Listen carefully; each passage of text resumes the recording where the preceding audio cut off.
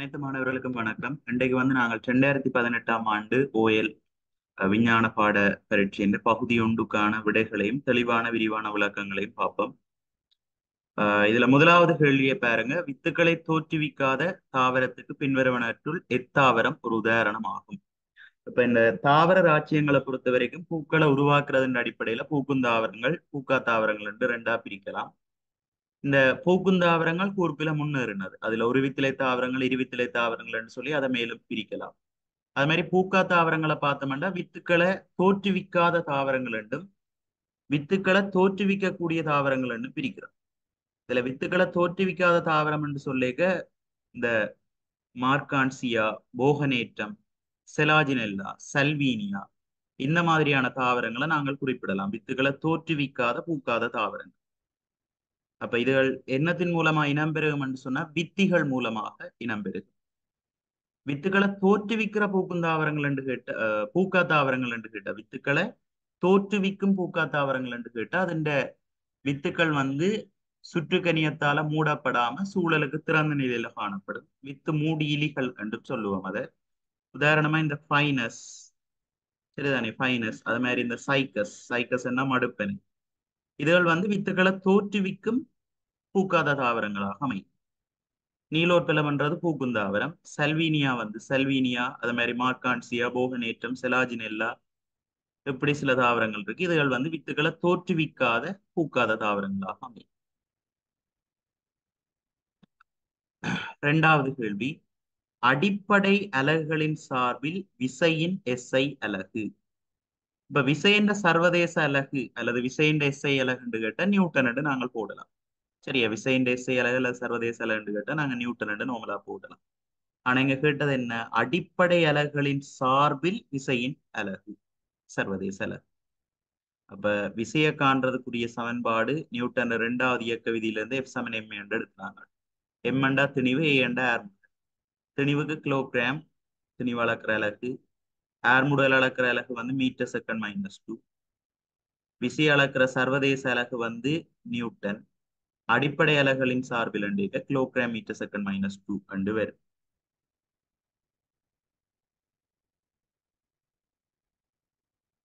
சரி, அது மாதிரி இப்ப வேலை அல்லது சக்தி என்று எடுத்தோம்னா அதை அளக்கிற சர்வதேச அலகு எங்களுக்கு தெரியும், ஜூல்.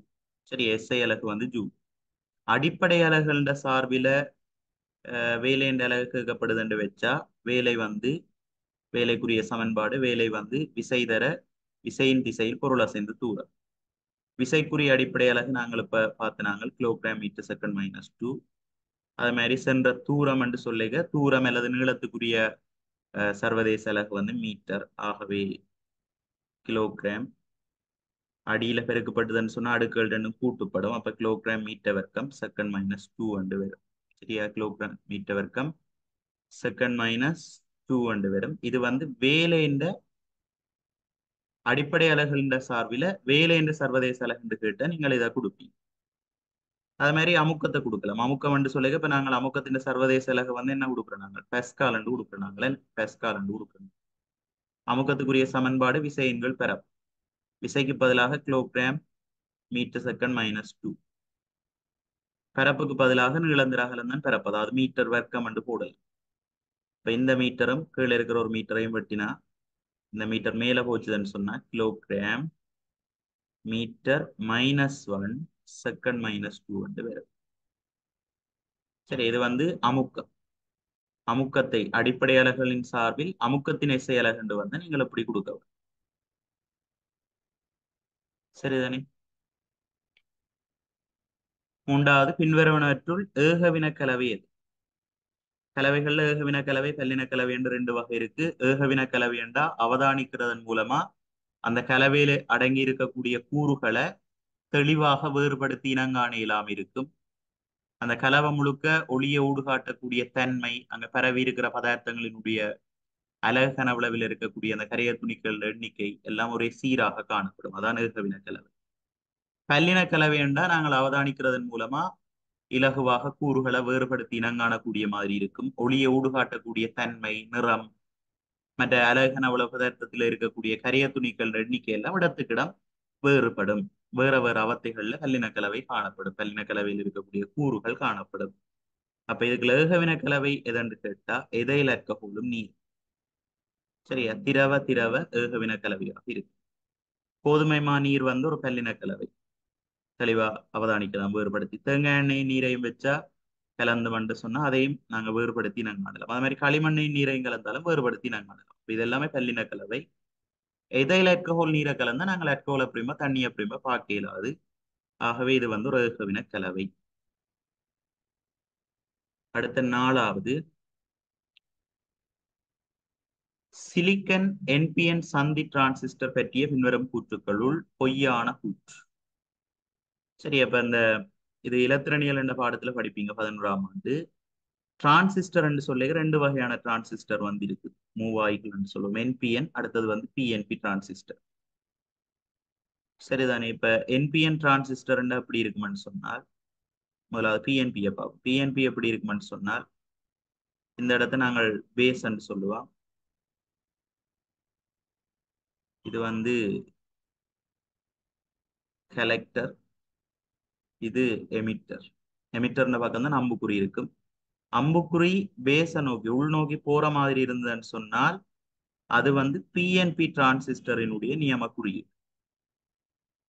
அது மாதிரி இந்த அம்புக்குறி இருக்குதானே, எமிட்டர், எமிட்டர்ன்ற பக்கத்துல அம்புக்குறி வரும், கலெக்டர், பேஸ். இந்த அம்புக்குறி வெளியில வார மாதிரி இருந்ததுன்னு சொன்னா அது என்பிஎன் டிரான்சிஸ்டர். சரி, அப்ப படங்களை தந்து இனங்காண சொல்லி கேட்டா நாங்கள் இதுகளை வச்சுக்கொண்டு இனங்காணல். பேஸ் அண்டா அடி, சி அண்டா சேகரிப்பான், இ அண்டா காலி. அம்புக்குறி வந்து இந்த காலி என்ற இடத்துல தான் இருக்கு. உள்ளுக்குள்ள இருந்தாண்டா பிஎன்பி, வெளியில வார மாதிரி அம்புக்குறி இருந்தாண்டா என்பிஎன் டிரான்சிஸ்டர். இது அந்த டிரான்சிஸ்டர்னு குறியீடுகளை பயன்படுத்தி வேறுபடுத்துற விதம். மற்ற இந்த டிரான்சிஸ்டர் எங்க எல்லாம் பயன்படும் தான் நீங்க சந்தர்ப்பங்கள் இருக்கு பாருங்க. சைகை விரியலாக்கத்துக்கு பயன்படுத்தலாம். அதாவது சிக்னலை வந்து விரியலாக்கம் செய்யறதுக்கு பயன்படுத்தலாம். சரியா? நாங்கள் மைக்கில் கதைக்கிறது வந்து ஸ்பீக்கர்ல பெருசா கேட்குதுன்னு சொன்னா அங்க என்பிஎன் டிரான்சிஸ்டர் வந்து பயன்படுத்தி இருப்போம். அடுத்து ஆளியாக பயன்படுத்தும். தண்ணிய காளிகள் அப்படி ஆளியாக பயன்படுத்திக் கொள்ளலாம், சுவிட்சா பயன்படுத்தலாம், அதுவும் சரி. அடுத்த ஓட்ட விரியலாக்கத்துக்கு பயன்படுத்தலாம். மின்னோட்டத்தை விரியலாக்கம் செய்யறதுக்கு பயன்படுத்தலாம், இதுவும் வேறு. அடுத்த பாருங்க, ஆடளவு சீராக்கத்துக்கு பயன்படுத்தப்படலாம்.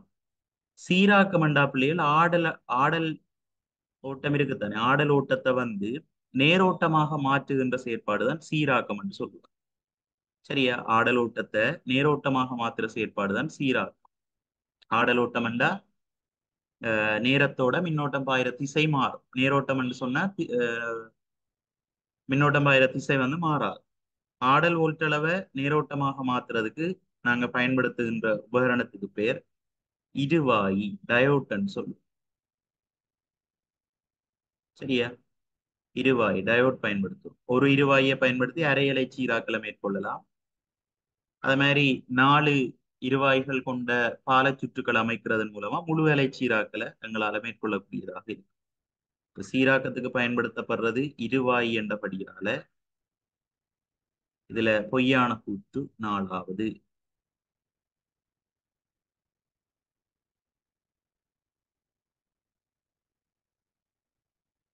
5வது பாருங்க, 3 விசைகளின் கீழ் ஒரு பொருள் சமநிலையில் இருப்பதற்கு.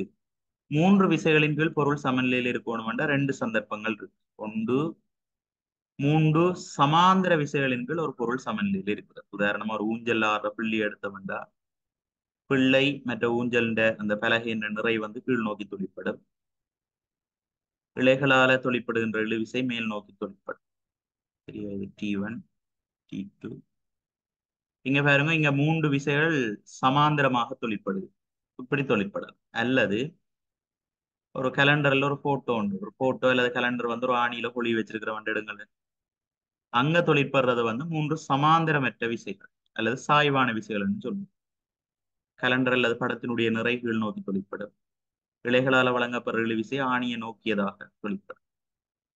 இப்படி இருந்ததுன்னு சொன்னால் இது என்னன்னு சொல்லுவான்? 3 சமாந்திரமற்ற விசைகளின் கீழ் சமநிலை அல்லது சாய்வான விசைகளின் கீழ் சமநிலை. இங்க கொமனா தான் கேட்டிருக்கீங்க பாருங்க, 3 விசைகளின் கீழ் ஒரு பொருள் சமநிலையில் இருப்பதற்கு. இப்ப கொமன் என்றபடியே 2ஐ நாங்கள் கருதவும். பாருங்க, முதலாவது கூற்று, இரு விசைகளின் விளைவுள் விசை எஞ்சியுள்ள விசையின் திசையிலேயே இருக்க வேண்டும். இது பிழை. இந்த ரெண்டு விசைகளினுடைய விளைவுள் விசை வந்து இங்க தாக்கும். அப்ப மூன்றாவது விசை பரமன்ல சமனாயும் திசையில எதிராகவும் தொழிற்பட வேண்டும். அது மாதிரி இங்க T1 T2 என்ற விசைகளின் விளைவுள் விசை மேல் நோக்கி தொழிற்படும். ஆகவே மூன்றாவது விசை நிறை அதுக்கு பரமன்ல சமனாயும் திசையில எதிராகவும் இருக்க வேண்டும்.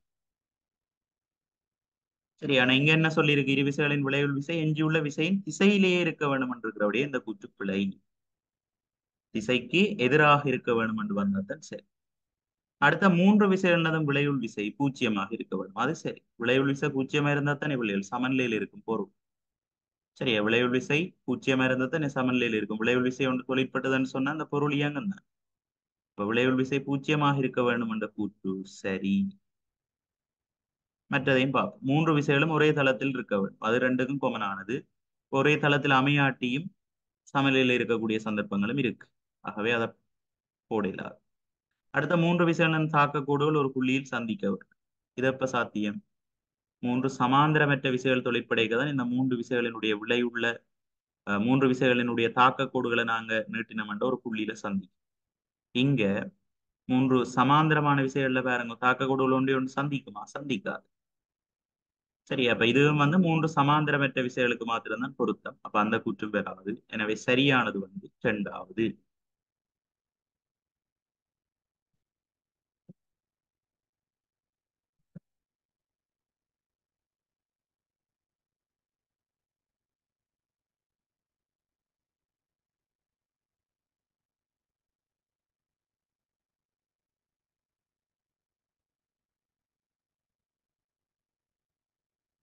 ஆறாவது பாருங்க, சிறுநீரகத்தில் சிறுநீர் வடிகட்டப்படும் செயல்முறையில், இது வந்து நீங்கள் ஆறாவது மனித உடற்செயல்முறைகள் என்ற அலகில படிப்பீங்க, கழிவற்றல்ல படிப்பீங்க.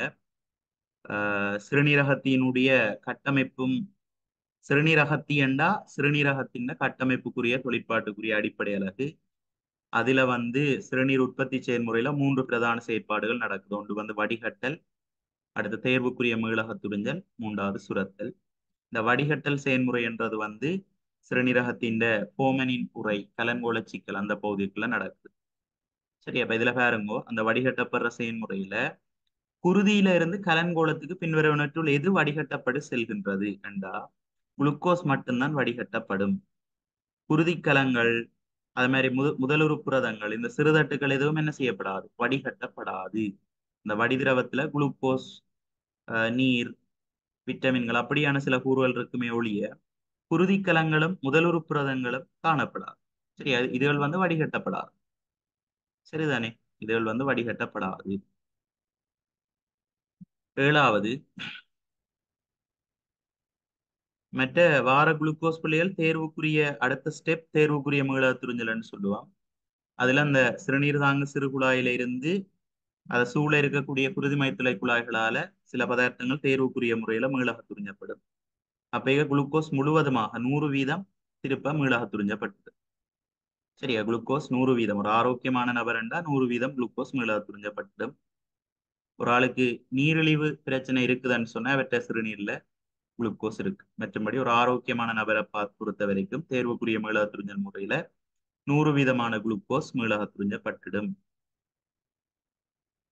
அது மாதிரி ஒரு ஆளுண்ட சிறுநீர்ல புரதங்கள் வெளியேறுச்சுன்னு சொன்னா அவருக்கு இருக்கக்கூடிய நோய் என்று கேட்டா நெஃப்ரைட்டிஸ் என்று சொல்லுவீங்க, அல்ல சிறுநீரக அழற்சி என்று சொல்லுவீங்க.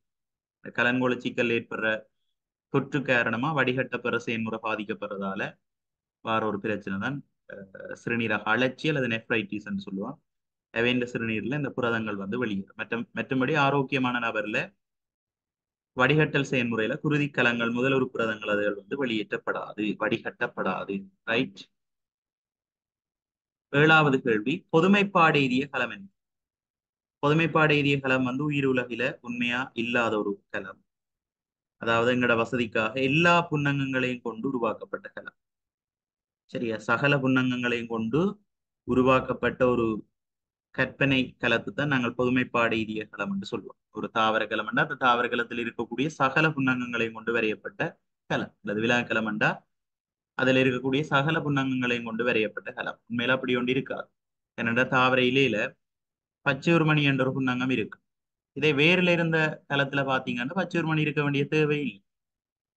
ஆனா நாங்கள் பொதுமைப்பாடு ஏரிய தாவரக்களம் வந்து கீரைக்குள்ள அதுல ஒரு தாவரக்களத்துல என்னென்ன புன்னகங்கள் இருக்க வேணுமோ அவ்வளத்தையும் கொண்டு ஒரு படத்தை வந்து வரைவோம். அதைத்தான் பொதுமைப்பாடு ஏரிய களம் என்று சொல்றோம். சரி, அப்ப எல்லா புன்னகங்களையும் கொண்டு உருவாக்கப்பட்ட கலம்.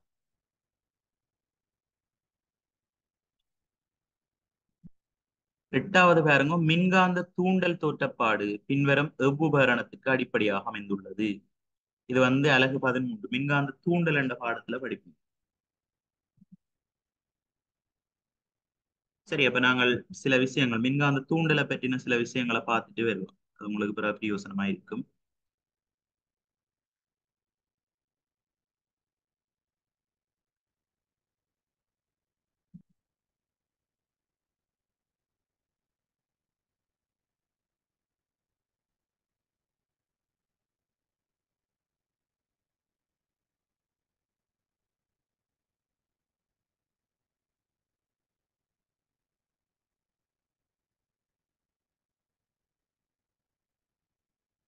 மின்காந்த தூண்ட என்ற என்ன, அடுத்தது அதுல தொழிற்படுற உபகரணங்களை பற்றி மாத்திரம் இப்ப நாங்கள் பார்ப்போம்.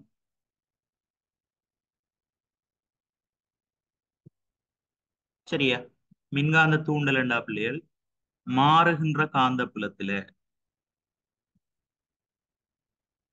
சரியா, மாறுகின்ற காந்த புலத்துல ஒரு கடத்தி வைக்கப்பட்டிருக்கும் போது அல்லது ஒரு நிலையான காந்த புலத்துல அக்கடத்தியை இயக்கும் போது கடத்தின முனைகளுக்கு இடையில ஒரு மின்னியக்க விசை உருவாச்சுண்டா அதைத்தான் மின்காந்த தூண்டல் தத்துவம் என்று சொல்றோம். மைக்கேல் ஃபெரடே வந்து இதை கண்டுபிடிச்சார்.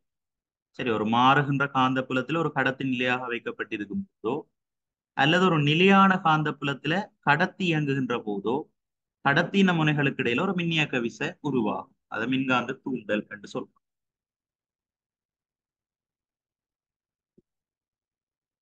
சரியா, பயன்படுத்தப்படுகிற சந்தர்ப்பங்கள் அண்டைக்குள்ள இந்த அலுவலகங்கள் கடைகள்ல உள்நுழைறதுக்கு பயன்படுத்தப்படுற காந்த அட்டை, கிரெடிட் கார்டு, டெபிட் கார்டு அதுகளில் பயன்படுத்தப்படும்.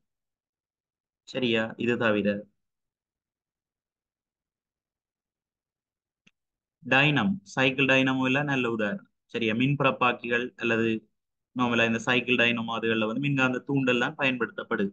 சரி, அப்ப நாங்க சைக்கிளை பெடல் பண்ணிக்குள்ள அந்த சைக்கிள் சில்லோட இருக்கக்கூடிய டைனமோவின் அந்த தலைப்பகுதி வந்து சுழல். அப்ப தலைப்பகுதியோட காந்தம் இணைக்கப்பட்டிருக்கும். அந்த காந்தம் வந்து ஒரு கடத்தி சுருளுக்குள்ள அசைறபடியால அங்க மின் வந்து உருவாக்கப்படுது. சரி, அப்ப டைனமோ மின் பிறப்பாக்கிகள் எல்லாமே மின்காந்த தூண்டல் தத்துவத்திலே இயங்குகின்ற சாதனை. இது தவிர இந்த மைக், அசையும் சுருள், நுணுக்கு பெண்ணி என்று சொல்லுவோம். இதெல்லாம் மின்காந்த தூண்டல் தத்துவத்தின் அடிப்படையில தான் இயங்கு. பாருங்க, சைக்கிள் டைனமோ உள்ளுக்குள்ள ஒரு கடத்தும் சுருள் இருக்கும். நாங்கள் சைக்கிள் சில்லு சுழல சுழல அதோட தொடர்பான இந்த தலைப்பகுதி சுழலும். தலைப்பகுதியோட தொடர்பா காந்தம் இருக்கும். அப்ப காந்தம் இந்த கடத்திகளை இயங்குறபடியா மின் தூண்டப்பட்டு ஹெட்லைட் ஒளி எல்லாம் மின்காந்த தூண்டல். சரி, இது தவிர நிலை மாற்றிகள் சொல்றோம், டிரான்ஸ்போமர்னு சொல்றோம் தான். இதுகள்லையும் வந்து மின்காந்த தூண்டல் தத்துவம் தான் பயன்படுத்தப்படுது. சரி, அப்ப அதை வச்சு கொண்டு விடிய பார்ப்போம். மின்காந்த தூண்டல் தத்துவத்துக்கு பொருத்தமானது வந்து அசையும் சுருள் காந்த நுணுக்கு பெண்ணி, அதாவது மைக். அங்க பயன்படுத்தப்படுறது மின்காந்த தூண்டல் தத்துவம். அடுத்த பாருங்க, பின்வரும் உருக்களில் காட்டப்பட்டுள்ள பழங்களில் நீரினால் பரம்பலடைவதற்கு பொருத்தமான செவாக்கம் அடைந்த பழம் யாது? சரி, அந்த வித்துகள் பரம்பலன்னு சொல்லிக்க விலங்கு, காற்று, நீர், அதோட வெடித்தும் பெறம். சரியா, வெடித்து பெறம்புறதுக்கு உதாரணமா ரப்பர், வெண்டி அதுகளை சொல்லலாம். விலங்குகள்னு சொல்லிக்க அந்த விலங்குகள் உடலோட ஒட்டி கொண்டு வாரது, கொழுக்கி முட்கள் மாதிரியான இதுகள் இருக்கிறது, புலிநகம், போலியான தோற்றத்தை கொண்டிருக்கிறது ஆமணக்கு, ஒட்டி பிடிக்கிறது ஆடி ஒட்டி, நாயுருவி அதுகளை நாங்க சொல்லுவோம். மற்றது அந்த சதைப்பிடிப்பான பழங்கள் காணப்படுறது இது விலங்கால பெரம்பலடைகிறதுக்கான செய்வாங்க. நீரால பெரம்பலடையணும் என்று சொன்னால் நேராலாக்கப்பட்ட சுற்றுக்கனியத்தை கொண்டு காணப்படுறது நீரில. மற்ற வழி நிரம்பிய வித்தோட்ட கொண்டு காணப்படுறது உதாரணமா நீரள்ளி சொல்லலாம். ரைட். இதுல வந்து அந்த படத்தை பார்த்து அதை வச்சுக்கொண்டு நாங்கள் விளங்கணும். நீரால பரம்பல் அடைவதற்கு பொருத்தமானது. சரி, அப்ப பார்த்தோம்டா பொருத்தமானது டென்ட். இதெல்லாம் காற்று. முதலாவது பாருங்கோ, சிறகு, மயிர், பஞ்சு மாதிரியான அமைப்புகள் இருந்ததுண்டா அது காற்றால வரும். வெறும் காற்றால வரும். இது வந்து பாருங்க, நேர்த்தன்மையான சுற்றுகண் நீரில் மிதப்பதற்கேற்ற வகையில அமைஞ்சிருக்கும். ஆகவே பொருத்தமானபடியாக நாங்கள் டெண்டை கொடுக்கிறோம்.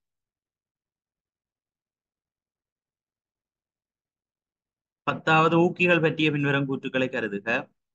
ஊக்கிகள் தாக்க வீதத்தை அதிகரிக்க செய்வது போன்று குறைக்கவும் செய்கின்றன. பிழை. தாக்க வீதத்தை ஊக்கிகள் என்ன செய்யும்? அதிகரிக்கத்தான் செய்யும். குறைக்கிறத வந்து நிரோதிகள் என்று சொல்லுவோம். அது வேறு. சரியா? குறைக்கிறது நிரோதிகள். உதாரணமா பார்த்தோம்னு சொன்னால், இந்த ஹைட்ரஜன் பெராக்சைடு இருக்குதானே, H2O, அதை ஹீட் பண்ணினோம்னா நீராகவும் ஒட்சிசனாகவும் பிரியும். இங்க ஊக்கியாக நாங்கள் மேங்கனீர் ஆக்சைடை சேர்ப்போம். அப்ப பிரிகை வேகம் கூடும். இதே இங்க பிரிகிறத குறைக்கணும்னு சொன்னா ஐதான சல்பூரிக் அமிலத்தை சேர்ப்போம். ஐதான சல்பூரிக் அமிலம் வந்து இந்த இடத்துல ஒரு நிரோதியாக தொழிற்படும். இந்த தாக்கத்துக்கு ஒரு நிரோதியாக தொழிற்படும். அப்ப அந்த பிரிகடைகிற வேகத்தை வந்து அது குறைக்கும். 2 முறை தொழிலை செய்யலாம். தாக்க விதத்தை அதிகரிக்க செய்யறத மாத்திரம்தான் ஊக்கிகள் செய்யும். ஆகவே இந்த கூற்று பிழை. 2வது, ஊக்கிகள் ரசாயன தாக்கத்தில் பங்கு பெற்றினாலும் தாக்கத்தின் போது செலவிடப்படுவதில்லை. அது சரி. தாக்கத்துல விரியமாகாது. தாக்கத்துல பங்கு பெற்றும் தாக்க விதத்தை உயர்த்தும். ஆனா தாக்கத்துல தான் தாக்கத்துக்கு உட்படாது, விரியமாக்கப்படாது. அப்ப இது சரி. அதிகளவு தாக்கிகளுக்கு சிறிதளவு ஊக்கி போதுமானது. அதுவும் சரி. சரியா? தாக்கம் நடக்கிறதுக்கு ஒரு சின்ன குறைஞ்சபட்ச ஊக்கி வந்து காணும். அப்ப இதுல உண்மையான கூற்றுகள் பியும் சியும் உண்மையாக இருக்கு. 11, பின்வரும் சமன்பாட்டை கருதுக. இங்க என்ன நடக்குதுன்னு பாருங்க. C6H12O6 என்றது பிள்ளைகள் ஒரு சர்க்கரைட்டுகளுக்கான பொது சூத்திரம். உனக்கு 2 போட்டிருக்கு. அப்ப 2 ஒரு சர்க்கரைட்டுகள் சேர்ந்து இரு சர்க்கரைட்டு ஒன்று உருவாகும். இரு சர்க்கரைட்டுகள் உருவாகிக்குள்ள ஒரு நீர் மூலக்கூறு என்ன செய்யும்? வெளியேறும். சரியா? சுகமா இரு சர்க்கரைட்டை கணிக்கலாம். 2 ஒரு சர்க்கரைட்டுகள் சேரேக்க ஒரு நீர் மூலக்கூறு வெளியேறுதுன்னு எடுத்தீங்கன்னா சரி. ஈராறு 12, C12, ஈர் 12 24. அதுல ஒரு நீர் மூலக்கூறு வெளியேறிக்க 2 ஹைட்ரஜன் இல்லா போகும். இப்ப 24ல 2 போன 22. அது மாதிரி ஈராறு 12, ஒரு நீர் மூலக்கூறு வெளியேறிக்க ஒரு ஒட்சன் இல்லா போகும். இப்ப 12ல 1 போனா 15. இப்ப C12H22O11 சொல்றது வந்து எதுக்குரிய பொதுச்சூத்திரம்? இருசக்கரைட்டுகளுக்கான பொதுச்சூத்திரம். ஏக்கும் பிக்கும் உகந்த உதாரணங்கள் இடம்பெறும் விடையே தெரிந்தெடுக்கட்டும். ஒரு சர்க்கரைட்டு அதுக்குள்ள குளுக்கோஸ் வரும். சரியா? குளுக்கோஸ் வரும், ஃப்ரக்டோஸ் வரும் அல்லது கலெக்டோஸ் வரும். 2 குளுக்கோஸ் சேர்ந்ததுன்னு சொன்னால் என்னன்னு சொல்லுவாங்க? மோல்டோஸ் என்ற ஒரு இருசக்கரைட்டு உருவாகும். அது மாதிரி ஒரு குளுக்கோஸும் ஃப்ரக்டோஸும் சேர்ந்தா சுக்ரோஸ் என்ற இருசக்கரைட்டு உருவாகும். அது மாதிரி ஒரு குளுக்கோஸும் கலெக்டோஸும் சேர்ந்தால் லெக்டோஸ், பால் வெல்லம்னு சொல்றது என்ன, லெக்டோஸ் என்ற ஒரு இருசக்கரைட்டு உருவாகும். அப்ப இங்க ஏ வந்து குளுக்கோஸ், அது மாதிரி பி வந்து மோல்டோஸ் ஆக இருக்கு. 2 குளுக்கோஸ் மூலக்கூறுகள் சேர்ந்து மோல்டோஸ் என்ற இருசக்கரைட்டு உருவாகிறது. அப்ப இந்த கூற்று தான் சரி. முதலாவது விடை சரி. மிச்செல்லாம் பிழை. ஏன் பிழை? ஒரு சர்க்கரைட்டுகள் போட்டிருக்கிறது சரி. ஆனா பாருங்க, செலுலோஸ், மாப்பொருள், கிளைகோஜன் இந்த மூன்றும் என்ன? பல் சர்க்கரைட்டு. செலுலோஸ், மாப்பொருள், கிளைகோஜன் இந்த மூன்றும் என்ன? பல் சர்க்கரைட்டு.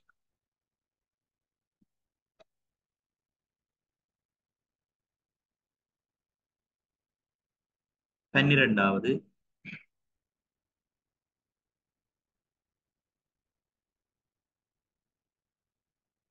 ஒரு மரக்குற்றி ஏயை ஒரு திரவத்தில் இடும்போது அதன் ஒரு பகுதி திரவத்தில் அமிழ்ந்து மிதக்கிறது. அதனுடன் தொடர்பட்ட உண்மையான கூற்று பின்வருவனவற்றுள் ஜாஸ். சரி, அப்ப எந்த சந்தர்ப்பத்தில் அமிழ்ந்து மிதக்கும் என்று சொன்னால், பொருளினுடைய நிறையும் இந்த திரவத்தால பொருளுக்கு வழங்கப்படுகின்ற மேலுதைப்பும் சமனாக இருக்கைக்கு தான் பொருள் வந்து அமிழ்ந்து மிதக்கும். சரிதானே? ஒரு கூற்றா பார்ப்போம். திரவத்தின் மூலம் ஏ மீது பிரயோகிக்கப்படுகின்ற மேலுதைப்பு ஏயின் மொத்த நிறைக்கு சமன். அது சரி. சரி, அப்ப முதலாவதான் பொருத்தமான விடை. அடுத்த பாருங்க, ஏயினால் இடம்பெயர்க்கப்படும் திரவத்தின் நிறை ஏயின் திரவத்தில் அமிழ்ந்திருக்கும் பகுதியின் நிறைக்கு சமனாகும். ஏயால இடம்பெயர்க்கப்படுகின்ற திரவத்தின் நிறை எதுக்கு சமன் என்று கேட்டா திரவத்தால ஏக்கு வழங்கப்படுகின்ற மேலுதைப்புக்குத்தான் சமனாயிருக்கு. அப்ப அந்த கூற்றுக்கள ஏயினால் இடம்பெயர்க்கப்படும் திரவத்தின் கனவளவு ஏயின் மொத்த கனவளவுக்கு சமம். ஏயினால் இடம்பெயர்க்கப்படுகின்ற திரவத்தின் கனவளவு வந்து இந்த அமிழ்ந்திருக்கிற பகுதியின் கனவளவுக்குத்தான் சமனாயிருக்கு, மொத்த கனவளவுக்கு சமனாயிருக்காது. ஆகவே அந்த கூற்றுக்கள் ஏயின் அடர்த்தி திரவத்தின் அடர்த்திக்கு சமன். சரியா? அதுவும் பொருத்தம் இல்லை. ஆகவே இங்க சரியானது முதலாவது.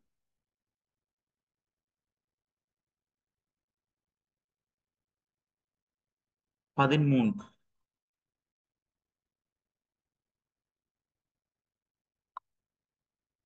ஒரு தாவரத்தின் காலெளியத்தினதும் குறியெளியத்தினதும் பிரதான தொழில்கள் எவ்விடையில் சரியாக இடம்பெறுகின்றன. கால் என்று சொல்லிக்க நீர் கனிவுப்புகளை கொண்டு செல்லும், அதான் அதன் பிரதான தொழிற்பாடு. இதுக்கு மேலதிகமாக தாங்குதல் தொழிற்பாடு அல்லது பொறிமுறை ரீதியான ஆதாரத்தையும் வழங்கும். ஏனென்றா காலில் உள்ள அநேகமான கலங்கள் இறந்தது, லிக்டின் படிஞ்சிருக்கும். அப்ப பொறிமுறை ரீதியான தாங்குதல் தொழிலையும் மேற்கொள்ளும். உரியத்தின் ஊடாக உணவு கொண்டு செல்லப்படும். உணவும் என்ன வடிவத்தில் கொண்டு செல்லப்படும்? சுக்ரோஸ் வடிவத்தில் கொண்டு செல்லப்படும். அதான் அவற்றை இது அதன் பிரதான தொழிற்பாடு. இது தவிர காலெளியத்துல வந்து ஒரு திசை கடத்தல் தான் நடக்கும், உரியலயத்துல இரு திசை கடத்தல் நடக்கும். ரைட். அப்ப இதுல சரியானது பார்ப்போம். பொருத்தமான விட 3. கால் நீரை கொண்டு செல்லும், உரியம் வந்து உணவை கொண்டு செல்லும். அடுத்த பாருங்க, பின்வரும் ஒட்சைட்டுகளில் இரும்பை பிரித்தெடுக்கும் செயல்முறையில் பங்கு பெற்றாத ஒட்சைட். இப்ப இரும்பு பிரித்தெடுப்பு பற்றி பார்த்தோம்னா இரும்பு பிரித்தெடுப்புல பயன்படுத்தப்படுகின்ற உபகரணத்துக்கு பேர் ஊதுலை. அங்க பங்கு பெற்றுகின்ற மூலப்பொருட்கள் என்று பார்த்தோம்னா ஒன்று இரும்புத்தாது Fe2O3 ஹெமடைட்னு சொல்லுவோம். அடுத்தது சுண்ணாம்புக்கல் கல்சியம் கார்பனேட்.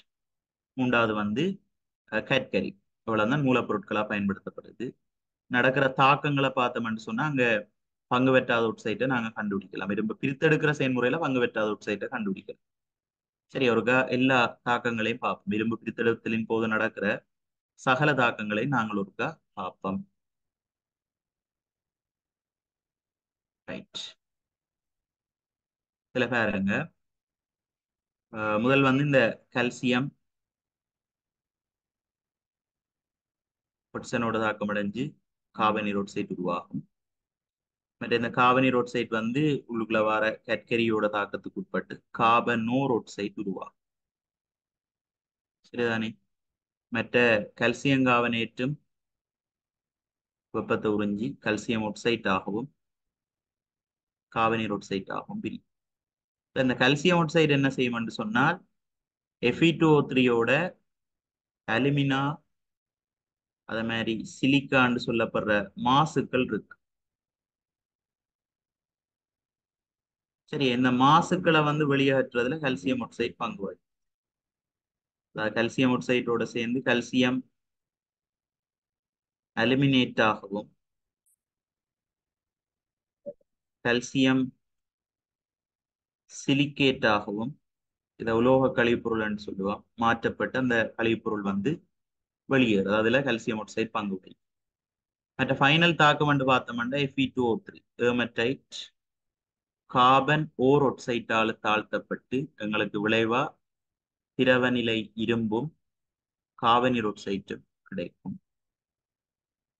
சரிதான், இதான் ஃபைனல் தாக்கம் என்று சொல்றோம்.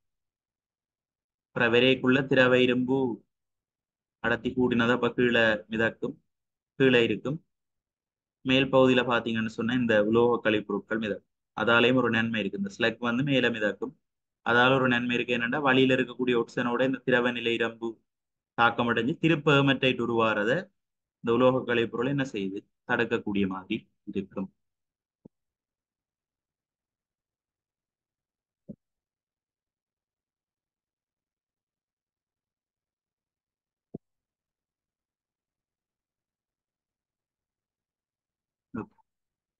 பாருங்க, இரும்பை பிரித்தெடுக்கும் செயல்முறையில் பங்கு பெற்றாத ஒட்சைட் ரெண்டேக்குள்ள இவ்வளவு நேரம் நாங்க கதைக்காத oxide magnesium oxide. Calcium oxide உலோக கழிப்பொருட்களை வெளியேற்றுறது அல்லது ஹெமடைட்ல காணப்படுற மாசுக்களை வெளியேற்றுறதுல பங்கு வகிக்கும்.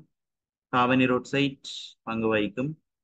அது மாதிரி சிலிக்கா அலுமினான்றதுகளும் வந்து பங்கு வகிக்கும். இதுல பங்கு பெற்றாத ஒட்சைட் வந்து மெக்னீசியம் ஒட்சைட்.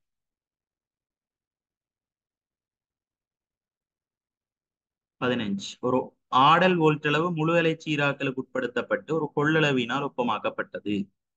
பயப்பு வோல்ட்டளவு V ஆனது நேரம் T உடன் மாறலை பின்வரும் எவ்வரைவு வகை குறிக்கிறது. ரைட், இதுல நாங்கள் எல்லா விஷயங்களையும் ஒருக்க பார்த்துட்டே போவோம்.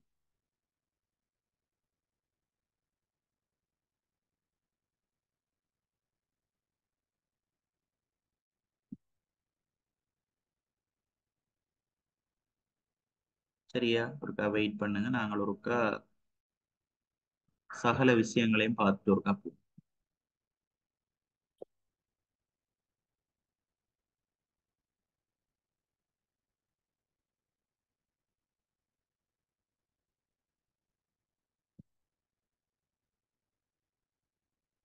சீராக்கம்ண்டா என்ன? அது மாதிரி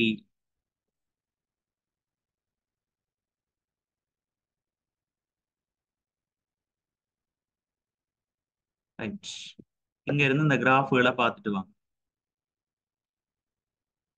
மேல உள்ள கிராஃப் வந்து ஆடல் ஓட்டம்னு சொல்லுவோம். ஆடல் ஓட்டம்ண்டா நேரத்தோட மின்னோட்டம் பாயிர திசை வந்து மாறும். சரி, இதை வந்து ஆடல் ஓட்ட வரைவுன்னு சொல்லுவா. ஓட்டம் நேரத்தோட மின்னோட்டம் பாயிர திசை நேரத்தோட மாறாம இருந்துன்னு சொன்னா அதை வந்து நேரோட்டம்னு சொல்லுவோம். இது ஏசி, இது டிசி. சரி, ஆடல் ஓட்டம், நேரோட்டம். இப்ப நாங்கள் பயன்படுத்துற இலத்திரனியல் உபகரணங்கள் இருக்கு தானே, அது நேரோட்டத்துல தான் தொழிற்படும். எங்களோட அந்த பல்பதுகள் ஆடல் ஓட்டத்துல தொழிற்படும். இலத்திரனியல் உபகரணங்கள் நேரோட்டத்துல தான் தொழிற்படும். அப்ப எங்களுக்கு கிடைக்கிற கரண்ட், வீடுகளுக்கு வர கரண்ட் ஆடல் ஓட்டமா தான் இருக்கு.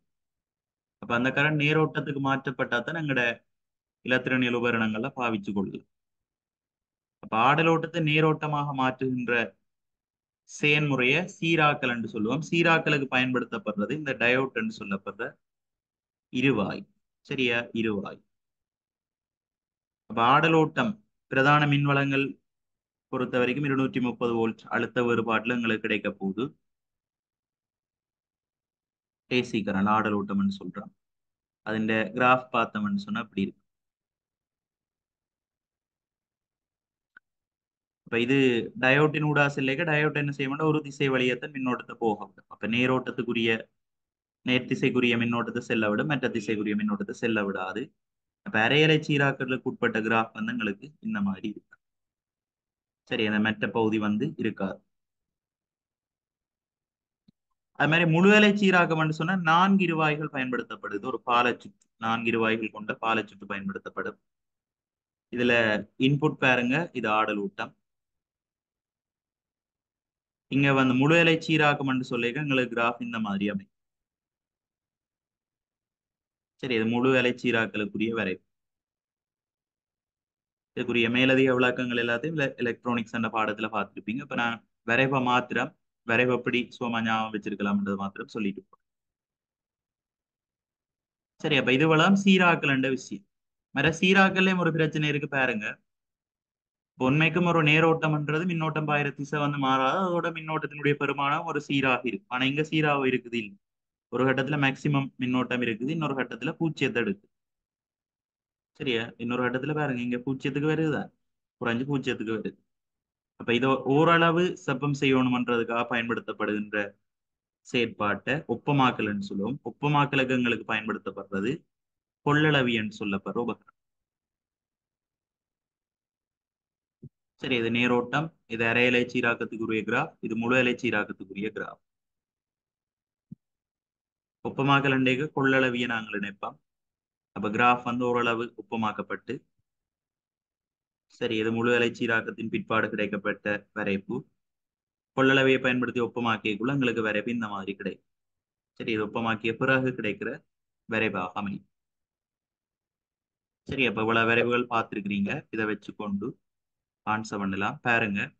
ஒரு ஆடல் வோல்ட்டளவு முழு அலை சீராக்கலுக்கு உட்படுத்தப்பட்டு ஒரு கொள்ளளவினால் ஒப்பமாக்கப்பட்டது. முழு அலை சீராக்கலுக்கு உட்படுது, அதுக்கு மேலதிகமா கொள்ளளவியால் ஒப்பமாக்கப்படுது. அப்ப அதுக்குரிய வரைவுக்கு பொருத்தமானது 4வது வரைவு. முதலாவது வரைவு நேரோட்டத்துக்குரிய வரைவு. இரண்டாவது முழு அலை சீராக்கத்துக்குரிய வரைவு. மூன்றாவது அரையலை சீராக்கத்துக்குரிய வரை.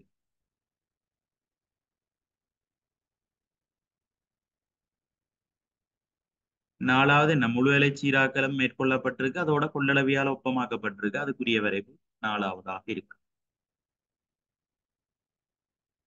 சரியா? 16வது கேபிட்டல் டி ஸ்மால் டி. அடுத்த ஸ்மால் டி ஸ்மால் டி என்னும் பிறப்புரிமை அமைப்புகள் உள்ள இரு அங்கிகளை நகலக்கும் போது கிடைக்கும் தோற்றம். இதை என்னென்று சுலபமா காணலாம். புணர்சவுறு பாக்ஸ் அடிப்பீங்க, புணரிகளை போடுவீங்க. Capital T small T, small T small T, அல்லது புணரியையும் காட்டலாம். Capital T small T small T small. இவ ரெண்டு பேரும் சேர்ந்து கேபிட்டல் டி ஸ்மால் டி வரலாம். இவ ரெண்டு பேரும் சேர்ந்து ஸ்மால் டி வரலாம். இவ ரெண்டு பேரும் சேர்ந்து கேபிட்டல் டி ஸ்மால் டி, இவ ரெண்டு பேரும் சேர்ந்து ஸ்மால் டி ஸ்மால்.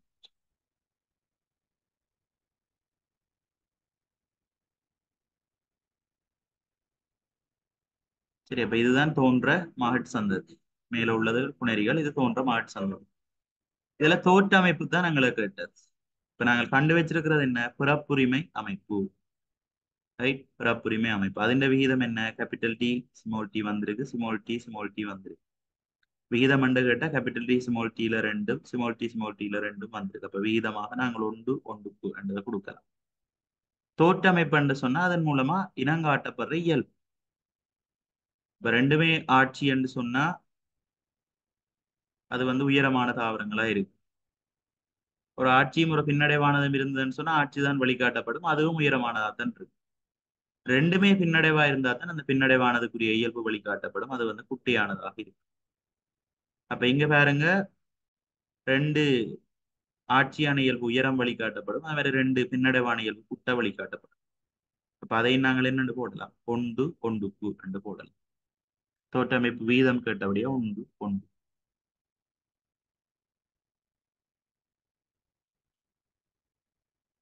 சரியா? 17வது ஒரு ஓமோனான அதிர்நிலையின் சேர்மூல கூட்டுத்திணிவு 183 ஆகும். சேர்மூல கூட்டுத்திணிவு இதற்கு ஏற்ப 183 சமன் அதிர்நிலையின் மூலக்கூறின் திணிவின் கீழ் எக்ஸ். சரியா? சேர்மூல கூட்டுத்திணிவுன்னு சொன்னா அந்த குறிப்பிட்ட அதிர்நிழல் மூலக்கூறின் திணிவை அணுத்திணி விலகால பிரிக்கவர். அணுத்திணி விலகா இப்ப நாங்கள் பயன்படுத்துறது 12C6 அணுவின் திணிவின் 12ல் ஒரு பங்கு.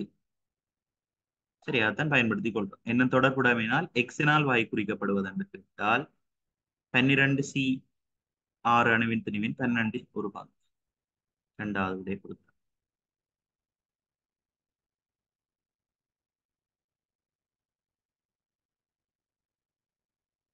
18 சமசரிவுகளை கொண்ட பின்வரும் நீர்க்கரைசல்களை கருதுக. அவற்றின் pH பெருமானம் அதிகரிக்கும் ஒழுங்குமுறை சரியாக காட்டப்பட்டிருக்கும்படியே தெரிந்திருக்கு. சரியா? இது ஆசிட் பேஸ் சோல்ட், அமிலம் மூலம் உப்பண்ட பாடத்துல படிப்பீங்க. சமசரிவுகளை கொண்ட நீர்க்கரைசல்கள் இல்ல பாருங்க, சோடியம் ஹைட்ரோக்சைடுன்றது ஒரு வேன்மூலம். அமோனியம் ஹைட்ரோக்சைடு பாத்தீங்கன்னு சொன்னா அது ஒரு மென். சோடியம் ஹைட்ரோக்சைடு முற்றாக அயனாக்க முடியும், அமோனியம் ஹைட்ரோக்சைடு பகுதியா தான் அயனாக்க முடியும், அப்ப மென். அது மாதிரி அசிட்டிக் ஆசிட் பாத்தீங்கன்னா அது ஒரு மென் அமிலம். HCl பாத்தீங்கன்னா அது ஒரு வெண் அமிலம். இந்த pH பெருமானத்தை பொறுத்த வரைக்கும் 14 வரைக்கும் இருக்குது. 0 7 வரைக்கும் அதனுடைய அமில இயல்பு குறைஞ்சு அங்கால மூல இயல்பு அதிகம். 7 நடுநிலைன்னு சொல்லுவான். நீர் உப்புகள் எல்லாம் நடுநிலையாக காணப்படும். 0 அதுகள் வெண்ணமிலமா இருக்கும். 7 நெருங்க நெருங்க அமிலத்தன்மை குறையும். அதுக்கு அங்கால மூல இயல்பு கூடிக்கொண்டு வரும். 8 மூல இயல்பு குறைஞ்சதா இருக்கும், மென் மூலமா இருக்கும். 14 மூலத்தன்மை கூடியதாக இருக்கு. அப்ப இங்க கேட்டது என்ன, pH பிரமாணம் அதிகரிக்கும் ஒழுங்குமுறை. அப்ப இதுக்குள்ள ஏருக்கு pH பிரமாணம் சரியான குறைவா இருக்கும், வெண்ணமிலத்துக்கு தான் pH குறைவா இருக்கும். இப்ப முதல் வர வேண்டியது டி. அதுக்கு அடுத்தது மென்னமிலம், அது எது, சி. அதுக்கு அடுத்தது அங்கால முதல் அமில இயல்பு குறைஞ்ச அங்கால மூல இயல்பு என்ன செய்யுது, கூடும். இப்ப மூல இயல்பு குறைஞ்சாதான் முன்னுக்கு வரும், அதுக்கு பொருத்தமானது பி. அதை தொடர்ந்து மூல இயல்பு கூடின வெண் மூலம் அடுத்ததா வரும் சோடியம் ஹைட்ரோக்சைடு ஏ. DCBA என்ற ஓர்டர்ல இருக்கு. பொருத்தமான விட 2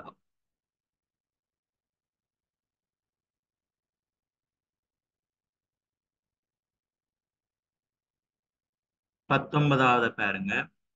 வெண்ணிறமும் பச்சை நிறமும் உள்ள ஒரு தாவர இலை தாவரத்தில் இருக்கும்போது பின்வருமாறு தயார் செய்யப்பட்ட ஒரு திறந்த இடத்தில் வைக்கப்படுகிறது. வெண்ணிற பகுதி காட்டியிருக்கேன். இந்த சைட் ரெண்டுக்கும் வெண்ணிறம் இருக்கு.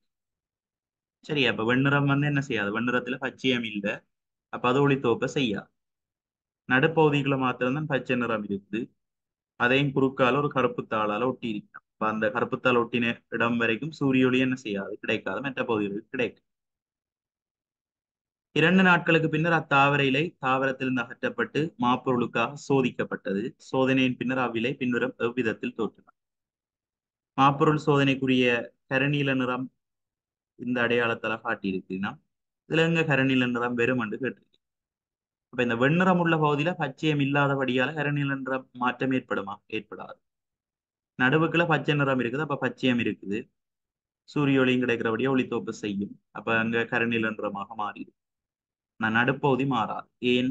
கருப்பு தாளால் ஒட்டி இருக்கிறோம். அப்ப சூரிய ஒளி கிடைக்காது. சூரிய ஒளி கிடைக்காட்டி இல ஒளித்தோப்பை மேற்கொள்ளாது. எனவே நடுப்பகுதி மாத்திரம் கருநீல நிறமாக மாறாது. இந்த 2 சைட்டும் கருநீல நிறமாக மாறி இருக்கு. அப்ப அதுக்கு பொருத்தமான படம் 3வது.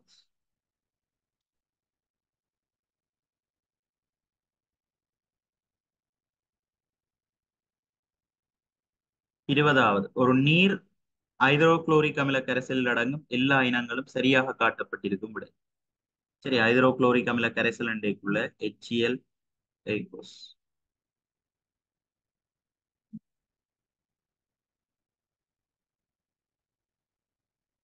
அப்ப பாருங்க, இதுல HCl நீர்க்கரசு நிலையில் அயனாக்கம் அடைஞ்சு H+ என்ற அயனாகவும், அதே மாதிரி Cl- என்ற அயனாகவும் பிரிய அடைஞ்சிருக்கும். இதை தவிர நீரும் சிறிதளவில் அயனாக்கம் அடைஞ்சு H+ வந்திருக்கும். அதோட OH- வந்திருக்கு. சரி, அப்ப எல்லா இனங்களும் அடங்கின விடை என்று கேட்டால் 2வது விடை பொருத்தம். இங்க பாருங்க, H+ இருக்கு, OH- இருக்கு, Cl- இருக்கு. நீர் சிறிதளவில் தான் அயனாக்கம் அடையும். ஆகவே அங்க நீர் மூலக்கூறுகளும் காணப்படும். எனவே பொருத்தமான விடை 2வது.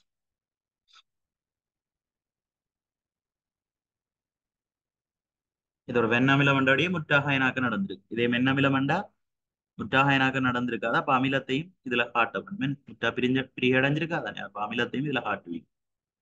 உதாரணமா ஒரு அசட்டிக் அசிட் எடுப்போமே, CH3COOH. இது என்ன நீர்க்கரைசல்ல என்னென்ன அயன்கள் காணப்படும்? H+ இருக்கு. அதோட CH3COO- இருக்கு. நீரின் அயனாக்கம் காரணமா வர OH- இருக்கு.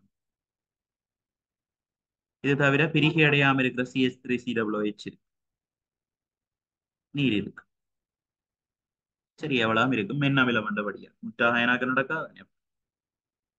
ரைட். HCl முற்றா அயனாக்கம் நடந்திருக்கிற கண்டபடியே H+Cl- ஆயிருக்கும். நீரின் அயனாக்கம் காரணமா வர OH- இருக்கும். அதோட பிரிகை அடையாம இருக்கிற நீரும் இருக்கு. அடுத்த பாருங்க, ஒரு மோல் கார்பனீரோட்சைட் மூலக்கூறில் உள்ள அணுக்களின் மொத்த எண்ணிக்கை. இதுகள் கட்டாயம் கவனத்துல உள்ளது. ஒரு மோல் கார்பனீரோட்சைட்ல இருக்கக்கூடிய மூலக்கூறுகளின் எண்ணிக்கை. சேர்வை அல்லது மூலக்கூறு என்னன்னு கதைப்போம்? மூலக்கூறுகள் என்று கதைப்போம். ஒரு மூலகம் என்று வந்தா தான் அதுல அணுக்களின் எண்ணிக்கை என்று சொல்லுவோம். அப்போ ஒரு மோல் கார்பனீரோட்சைட் மூலக்கூறுல இருக்கக்கூடிய மொத்த கார்பனீரோட்சைட்ல இருக்கக்கூடிய மூலக்கூறுகளின் எண்ணிக்கை என்றால் 6.02 தர 10^23 வேற. ஆனா இங்க கேட்டது அந்த மூலக்கூறுல இருக்கிற அணுக்கள் எண்ணிக்கை தானே கேட்டது. அப்ப மொத்தம் கார்பனீரோட்சைட்ல ஒரு மோல் கார்பனீரோட்சைட்ல எத்தனை அணுக்கள் இருக்கு? 10 ஒரு கார்பனும் இருக்கு. அப்ப மொத்தம் 3 அணுக்கள் இருக்கு. ஆகவே 6.02 தர 10^23 மூன்றால என்ன செய்ய வேணும்? பெருக்க வேணும். 3 அணுக்கள் தான் இருக்குது. அப்ப அந்த பிரமாணத்தை 3ஆல பெருக்க வேணும். முதலாவது விடை கொடுக்கும்.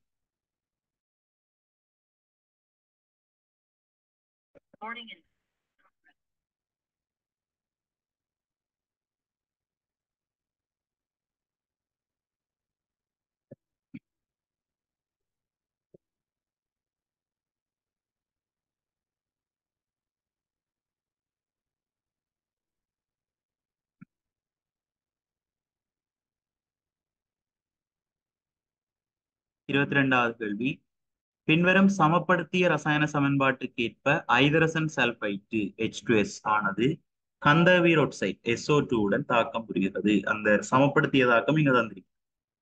2 H2S SO2 ஓட தாக்கம் அடைஞ்சு 2 மூல் நீரும் 3 மூல் சல்பரும் பெறுது. ஐதரசன் சல்பைட்டின் 1 மூலுடன் தாக்கம் புரியும் கந்தகவீர் ஒட்சைட்டின் மூல அளவு. இந்த மாதிரியான கேள்விகள் வந்ததுன்னு சொன்னா முதலாவது தாக்கம் சமப்படுத்தப்பட்டதா இருக்கணும் என்ற ஈஸி. சமப்படுத்தின தாக்கத்தை வச்சுக்கொண்டு நாங்கள் ஒரு விஷயத்தை கண்டறியலாம். இங்க பாருங்க, ஐதரசன் சல்பைட் 1 மூலுடன் தாக்கம் புரியும் கந்தகவீர் ஒட்சைட்டின் மூல அளவு தான் கேட்டிருக்கு. இப்ப பாருங்க, தாக்கத்தின்படி 2 மூல் ஐதரசன் சல்பைட்டோட எத்தனை மூல் கந்தகவீர் ஒட்சைட் தாக்கம் அடையுது? 1 மூல். ஒன்று போடாதபடியே ஒன்று. இப்ப 2 மூல் கந்தகவீர் ஒட்சைட்டோட 2 மூல் ஐதரசன் சல்பைட்டோட 1 மூல் கந்தகவீர் ஒட்சைட் தாக்கம் அடையும். அப்ப இங்க கேட்ட கேள்வி, ஐதரசன் சல்பைட்டின் 1 மூலுடன் தாக்கம் புரியும் கந்தகவீர் ஒட்சைட்டின் மூலகம். 2 மூலோட 1 மூல் தாக்கம் அடையுதுண்டா 1 மூலோட அதன் அரைவாசி தான் தாக்கம் அடைய வேணும். அப்ப 0.5 மூல் என்று வரும்.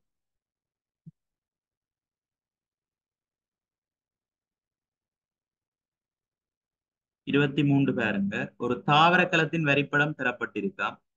இதில் காட்டப்பட்டுள்ளனவும் விலங்கு கலங்களிலும் காணப்படுவனவுமான பகுதிகள். இதுல கலைச்சுவர் விலங்குகள்ல இருக்கா? தாவரத்துல மட்டும்தான் இருக்கு. பச்சுருவம் விலங்குகள்ல இருக்காது, தாவர கலங்கள்ல மாத்திரம்தான் இருக்கு. புளிய ஒரு விலங்கு களத்திலையும் இருக்கு, தாவர களத்திலையும் இருக்கு. அதே மாதிரி முதலுரு மென்சவ்வு 2லயும் இருக்கு. தாவர களத்தை பொறுத்த வரைக்கும் கலைச்சுவருக்கு உள்ளுக்குள்ள இருக்கு. விலங்கு களத்துல முதலுரு மென்சவ்வு தான் அந்த விலங்கு களத்திலேயே வெளிப்புற எல்லையாக காணப்படுது. அப்ப இதுல சரியானது சி, டி 2லயும் இருக்கு. 24 கார்பனீர் ஆக்சைடு CO2 கந்தகவீர் ஆக்சைடு SO2 என்னும் சேர்வைகள் தொடர்பாக கீழே தரப்பட்ட கூற்றுக்களை கருது. அச்சேர்வைகள் அமில ஒட்சைட்டுகளா? சரி, பொதுவாக அல்லுலோகங்கள் உருவாக்குற ஒட்சைட்டுகள் அமில ஒட்சைட்டுகளாக இருக்கு. கார்பனீர் ஒட்சைட், கந்தகவீர் ஒட்சைட் ரெண்டுமே அமில ஒட்சைட்டுகள். அது சரி.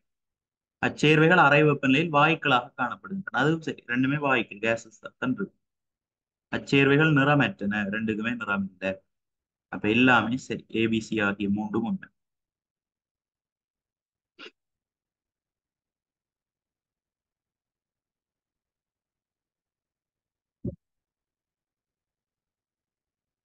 இருபத்தஞ்சு, பின்வரும் வரைபடத்தில் ஏபிசி என்னும் 3 ஒளிக்கற்றைகள் தரப்பட்டிருக்கு. ஒரு கண்ணாடி வில்லையை பயன்படுத்தி பாருங்க, வில் பயன்படுத்தி இவற்றில் ஒரு கட்டியை ஒரு வில் காட்டப்பட்டுள்ள ஏனைய ஒரு கட்டியாக மாற்றலாம். அது பின்வரும் கூற்றில் சரியாக காட்டப்பட்டுள்ளது. ஏ வந்து சமாந்திர கட்டைகள், பி ஒருங்கு கட்டை, சி விரிகட்டை. சமாந்திர கட்டைகளை ஒருங்கு கட்டைகளா மாத்துறதுக்கு என்ன உபகரணம் பயன்படும்? குவிவு வில்லை பயன்படும். சரியா, வார சமாந்திர கட்டைகள் குவிவு வில்லையில பட்டு ஒரு புள்ளியில வந்து என்ன செய்யும்? ஒரு இதே குழி வில்லை பாவிச்ச பண்ண என்ன நடக்கும்? வார சமாந்திர கட்டைகள் இல்ல பட்டு விரி.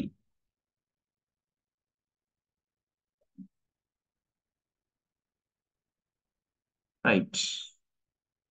அப்ப பாருங்க, இதுக்கு பொருத்தமான விட ஒரு குவிவு வில்லையின் மூலம் விதம் ஏஐ விதம் பி ஆக மாற்றுவது சரி.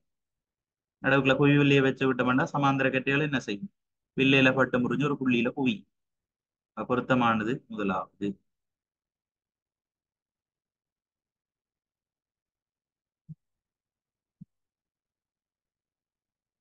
26, மிகச் சிறிய எழுத்துக்கள் உள்ள ஒரு சுட்டுத்துண்டை வாசிப்பதற்கு ஒரு குவிவு வில்லை பயன்படுத்தப்படும் ஒரு சந்தர்ப்பத்தை கருது. அதில் சுட்டுத்துண்டு வைக்கப்பட வேண்டியது.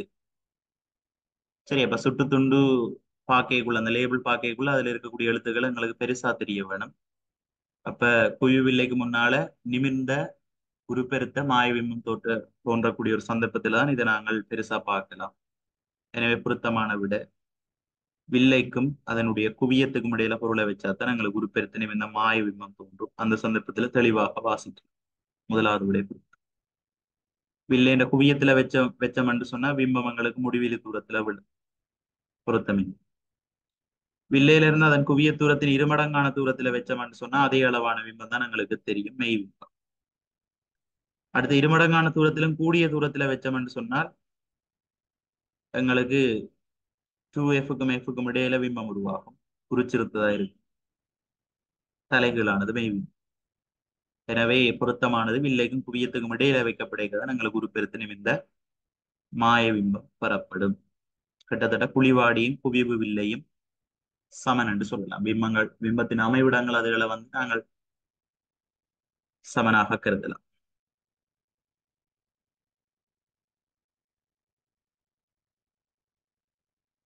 27 ஒரு விலங்கை பரிசோதிக்கும் போது அவதானிக்கப்பட்ட சில இயல்புகள் கீழே தரப்பட்டுள்ளன. 4 ஐவிரல் அவயவங்கள் உள்ளன. சுரப்பிகளை கொண்ட தோல் உள்ளது. சுரப்பிகளை கொண்ட தோல் எதுக்கு இருக்கு? அம்பிபியாக இருக்கு. ஈரூடக வாளிகளுக்கு இருக்கு. அது மாதிரி ஐவிரல் அவயவங்களும் அதுக்கு இருக்கு. அகன்ற வாய் உள்ளது. மாறும் சூழல் வெப்பநிலை குருதி உள்ளது. மாறும் சூழல் வெப்பநிலை குருதி 3க்கு இருக்கும். இந்த பீசஸ், அடுத்த அம்பிபியா, அடுத்த ரெப்டீலியா.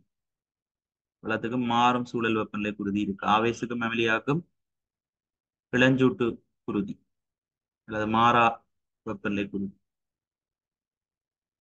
சரிதானே? இப்ப இதுல தந்த இயல்புகளை வச்சுக்கொண்டு பொருத்தமானது வந்து தவளைய சொல்லலாம். சுரப்பிகளை கொண்ட தோல் இருக்கு. 4 ஐவிரல் அவயவங்கள், அகன்றவாய், மற்றது மாறும் சூழல் வெப்பநிலை குருதி. அப்ப பொருத்தமானது தவளை. தவளை ஒரு எம்பிபி ஆண்டபடியா போகலாம்.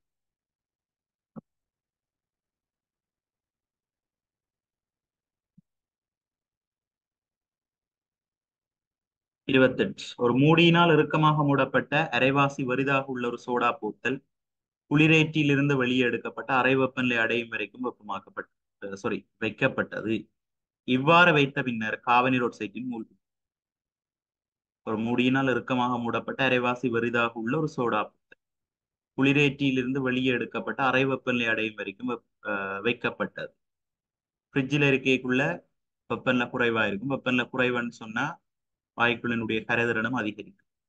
இப்ப அறை வெப்பநிலை அடையும் வரைக்கும் நாங்கள் விட்டோம்னு சொன்னா அங்க வாயுக்களினுடைய கரைதிறன் குறையும். இப்ப காவனீர் ஒட்சைட் வந்து என்ற இடத்துக்குள்ள கூடுதலாக வந்து நிற்கும்.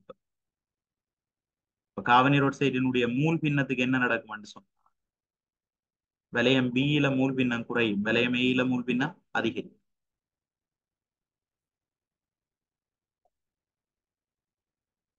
மூன்றாவது விடைய பொறுத்து ஏன் ஃப்ரிட்ஜில் இருந்து எடுத்தோம்னா வெப்பநிலை அதிகரிக்க போகுது. வெப்பநிலை அதிகரிக்க வாயுக்களினுடைய கரைதிறன் என்ன செய்யும்? குறை. அப்ப பிக்குள்ள இருந்து கரைஞ்சிருக்கிற வாயுக்கள் எல்லாம் மேலே ஏ என்ற வலயத்துக்குள்ள போகுது. இப்ப ஏ என்ற வலயத்துக்குள்ள காவனீர் ஒட்சைட் மூல் பின்னம் கூடவா இருக்கும், பிக்குள்ள குறைவா இருக்கும். சரி. 29 அங்கிகளின் சுவாசத்தின் போது சுவாச மேற்பரப்பில் ஒட்சன் வாயுவும் கார்பனீர் ஒட்சைட் வாயுவும் பரிமாற்றப்படுகின்றன. இதற்கேற்ப மனிதனின் சுவாச மேற்பரப்பு.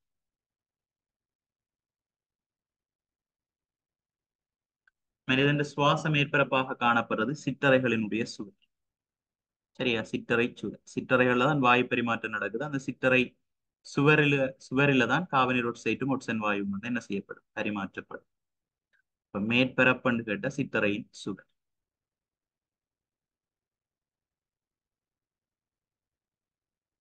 XYZ 30வது XYZ என்னும் மூலகங்களின் ஐதரைட்டுகளின் லூயி கட்டமைப்புகள் கீழே தரப்பட்டுள்ளன. அட்டவணையில் தரப்பட்டுள்ள மூலகங்கள் XYZ ஆகியவற்றினால் வாய் குறிக்கப்படுகின்றன. சரி.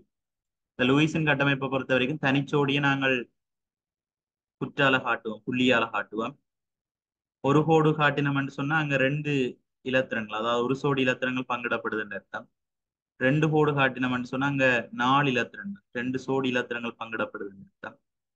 3 கோடுகள் காட்டப்பட்ட அங்க 3 சோடி இலத்திரங்கள் பங்கிடப்படுகிறது. சரிதானே? ரைட். அப்ப இங்க எக்ஸ்ன்றதை பாருங்க. லூயிஸ் கட்டமைப்புகள் குறிக்கக்குள்ள இப்போ ஈட்டோட்டு ஈட்டோட ஈட்டோட் இலத்திரங்களை கருதித்தான் லூயிஸ் கட்டமைப்புகள் அமைச்சிருக்கும். அப்ப இங்க பிணைப்பில ஈடுபடாம 4 இலத்திரங்கள் இருக்குது எக்ஸில. பிணைப்பில வந்து ஒரு சோடி இலத்திரங்கள் ஈடுபடுது. அப்போ ஒன்று ஐதரசனுக்குரியதா இருக்கும், மற்றது எக்ஸுக்குரியதா இருக்கும். இப்போ எக்ஸ் ஒன்று, இங்கேயும் எக்ஸ் ஒன்று. அப்ப மொத்தம் 4 2 ஆகும். ஈட்டோட்ல 6 இலத்திரங்கள் இருக்கிறபடியா இவர் வந்து 6ஆம் கூட்டத்தை சேர்ந்தோம். அடுத்த வைக்கு வருவோம். பிணைப்பில் ஈடுபடாம 2 இருக்க போகுது. அதோட ஐதரசனோட ஒரு இலத்திரன் பிணைப்பில் ஈடுபடும். மொத்தம் 2 சோடி தானே? சாரி, மொத்தம் ஒரு சோடி தானே? அப்ப ஒன்று ஐதரசன்ல இருந்து கிடைச்சிருக்கு, மற்றது வையில இருந்து கிடைச்சிருக்கு. இப்போ வையின்னா 3 3 2 5. ஈட்டோட்ல 5 இலத்திரன் இருக்கிறபடி அது 5ஆம் கூட்டத்தை சேர்ந்தா 3. அடுத்த பாருங்க, சட்டில தனிச்சோடியே இல்லை. எல்லாம் பிணைப்பில் ஈடுபடுது. அப்ப 4 இலத்திரன்கள் இங்க பிணைப்பில் ஈடுபடும். ஐதரசன் 4 வெற்ற 4. இப்ப சட்டென 4 ஈட்டோட்ல 4 இலத்திரன்கள் இருக்கு. வெற்ற கூட்டன் 4 இருக்கு. இப்ப தந்த விடைகளை வச்சு பார்த்தோம்னா காவன் நைதரசன் ஒட்சன் மட்டும்தான் இருக்கு. இதுல ஒட்சன் வந்து 6ஆம் கூட்டம், நைதரசன் 5ஆம் கூட்டம், அது மாதிரி காவன் 4ஆம். எனவே XY செட்டுக்கு பொருத்தமானது ONC என்ற ஓர்டர்ல 2வது.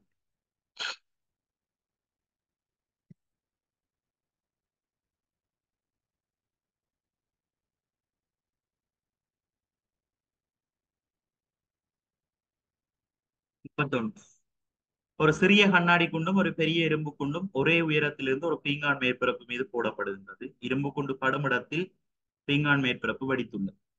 கண்ணாடி குண்டு காரணமாக அத்தகைய வெடிப்பு ஏற்படவில்லை. இதற்கு கண்ணாடி குண்டிலும் பார்க்க இரும்பு குண்டின் பின்வரும் எந்த கணியம் அதிகரித்தல் காரணமா? சரி, அப்ப இது காரணமானது உந்தம். இயக்கம் ஒரு இயங்குகின்ற பொருளுடைய இயக்கத்தை நிறுத்துறதுக்கு இருக்கக்கூடிய கடினத்தன்மை உந்தம் என்று சொல்லுவோம். 2 காரணிகளை தான் இருக்கு. திணிவு, வேகம். சிறிய கண்ணாடி குண்டு பெரிய இரும்பு குண்டு ரெண்டும் ஒரே உயரத்திலிருந்து விழுத்தப்படுது. ஆகவே புவியீர்ப்பின் வழியத்தான் அவை விழுவின. புவியீர்ப்பு முதல் 2க்கு சமனாத்தான் இருக்கு. ஆகவே கீழே வார வேகமும் 2க்கு சமனாத்தான் இருக்கு. ஆனா பெரிய இரும்பு குண்டு சொல்லிக்க அதனுடைய திணிவு கூட, அப்ப உந்தமும் கூடவா இருக்கும். அதன் காரணமாக தான் பீங்கான் மேற்பரப்பு வெடிச்சிருக்கு. பொருத்தமானது 3வது.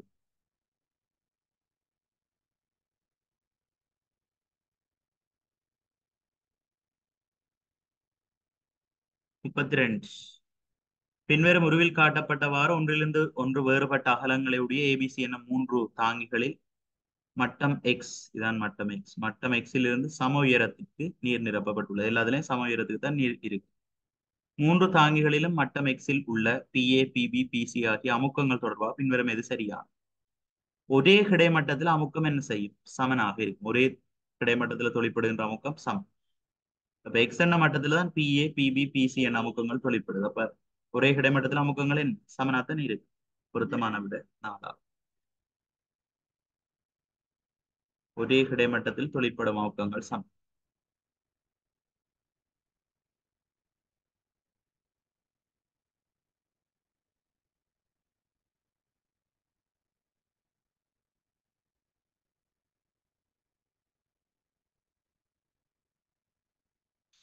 33க்கு வாங்க.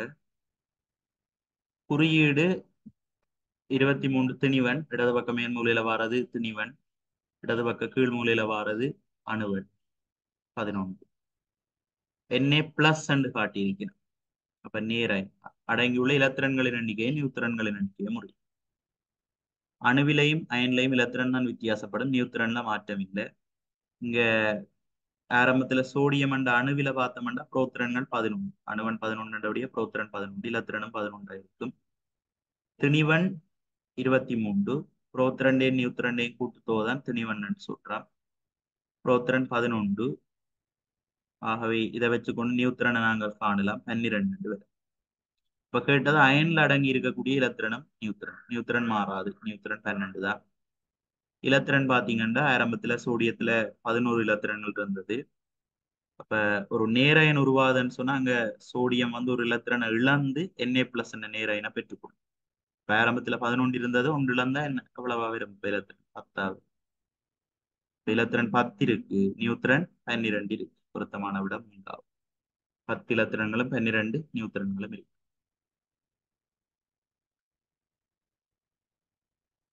34. ஒரு கருக்கட்டிய முட்டை, ஒரு இறைச்சி துண்டு, முளைப்பதற்கு முன்பாக பெற்ற ஒரு போஞ்சி வித், ஒரு உலர்ந்த தாவரக்கிளை துண்டு என்னும் மாதிரி பொருட்களை உயிருள்ளனவாகவும் உயிரற்றனவாகவும் வேறுபடுத்துது பின்வரும் எவ்வியல்பு பற்றி கற்கவர்.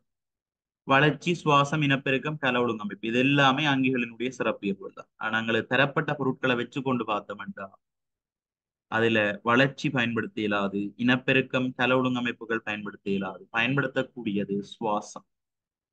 சுவாசத்தின் அடிப்படையில நாங்கள் வேறு கருக்கட்டிய முட்டையை சுவாசத்தை மேற்கொள்ளும்.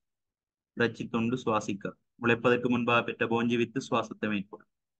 உலர்ந்த தாவரக்களை துண்டு சுவாசிக்காது. அதை வச்சுக்கொண்டு உயிர் உள்ளதையும் உயிரற்றதையும் வேறுபடுத்தல்.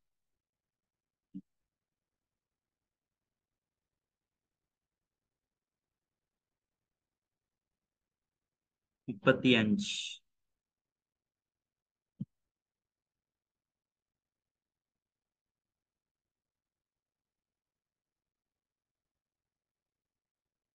ஒரு மோட்டார் வாகன மின் விளக்கு குமிழில் 12 வோல்ட் அழுத்த வேறுபாடு 0.5 ஆம்பியர் மின்னோட்டம் குறிப்பிடப்பட்டுள்ளது.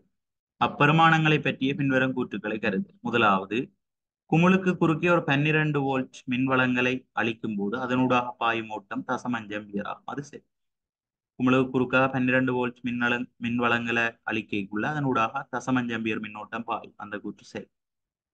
குமிழ் சாதாரணமாக தொழிற்படும் போது அதன் வேலு 12 தர 0.5 வாட் ஆகும். மின்சாதனங்களோட வேலு கணிக்கைக்குள்ள நாங்கள் பயன்படுத்துற சமன்பாடு பி சமன் வி. வி என்ற அழுத்த வேறுபாடு, ஐ என்ற மின்னோட்டம். இங்க அழுத்த வேறுபாடு 12, மின்னோட்டம் 0.5. வலு அளக்கிற சர்வதேச அலகு வேட். 12 தர 0.5 வாட் அதுவும் சரி. அடுத்த, குமிழின் தடை 12 × 0.5 ஓம் ஆகும். அழுத்த வேறுபாடு மின்னோட்டம் தந்திருக்கு. அப்ப அதை வச்சுக்கொண்டு தடையை காணலாம். அதுக்கு பயன்படுத்துற சமன்பாடு ஓமின் விதியிலிருந்து பெற்ற வி சமன் ஐஆர் என்ற சமன்பாடு. ஆறு எழுவாய் மாற்றினோம்னு சொன்னா பெருக்கிறாய் அங்க அளவோ பிரிக்கும். அழுத்த வேறுபாட்டுக்கு பதிலாக 12, மின்னோட்டத்துக்கு பதிலாக 0.5, தடை என்ற சர்வதேச அலகு ஓம். 12 × 0.5 ஓம். அதுவும் சரி. அப்ப இதுல சரியான கூற்றுக்கள் அண்டைக்குள்ள ஏபிசி மூன்றுமே சரி.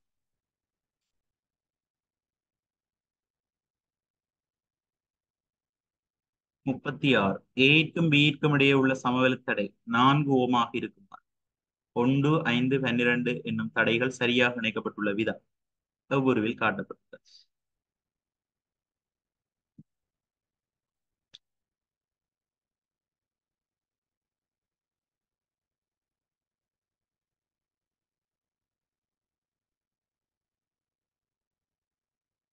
ரைட். இதுல பாருங்க, இது கணிக்கிறதுக்கு சுகமான வழி ஒன்று இருக்கு. 5 ஒன்றும் 6 தொடரண்டேக கூட்டவன் தான். இப்ப இதுக்கு பதிலாக நாங்கள் 6 ஓம்ன்றது பயன்படுத்தலாம். இது 12 ஓம். ഇതിന്റെ സമവെളുത്തടയെ കാണുறதுக்கு ஒரு 6 12ஆல பெருக்குவோம். இன்னொரு 6 12ஓட கூட்டும். 6 12 72 வரும். 12 மாறும் 18 வரும். சுருக்கினமண்டா அவ்வளவு 4 ஓம்.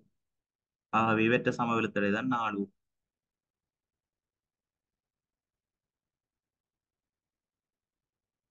சரியா?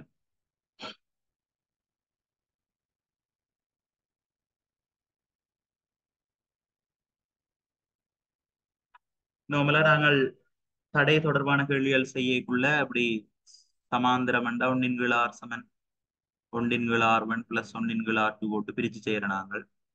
ஆனா எம்சிக்கு அதுகளுக்கு வரைக்கும் செகண்ட் பார்ட்டுக்கு இப்படி செய்யலாம். எம்சிக்கு அதுகளுக்கு வரைக்குள்ள முதல் சுற்றுல தொடர் நிலையண்டைக கூட்டவணும். அப்ப 5 ஒன்றையும் கூட்டி 6 போட்டுடுவீங்க. 6 ஓமும் 12 ஓமும் சமாந்திரமாக இருக்கு. சமாந்திரமாக இருக்கைக்குள்ள முதல் சமாந்திரமா இருக்கிற 2 தடைகளையும் பெருக்க வேணும். பிறகு சமாந்திரமா இருக்கிற அந்த 2 தடைகளையும் கூட்ட வேணும். கூட்டிட்டு வீதத்தை கண்டோம்னா அது சமவெளி தடைக்கு சமனா இருக்கு.